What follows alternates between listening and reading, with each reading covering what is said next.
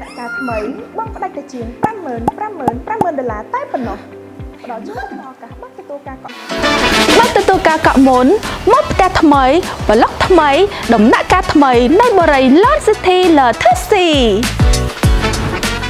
កក់មុនថ្ងៃនេះលោកអ្នកទទួលបានការបញ្ចុះតម្លៃចាប់ពី$1,166រហូតដល់$9,000ភ្លាមវីឡាកូនកាត់ Farika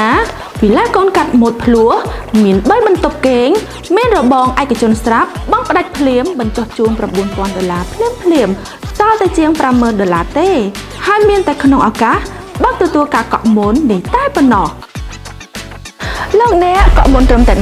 10%ទទួលបានការបញ្ចុះតម្លៃចាប់ពី$1,166រហូតដល់$9,000ឬអាចរំលោះដោយគ្មានការប្រាក់បានរហូតដល់16ខែថែមជូនជាការចាប់រង្វាន់ជាគ្រឿងអេឡិចត្រូនិកឬសម្ភារៈប្រើប្រាស់ក្នុងគេហដ្ឋានជាច្រើនទៀត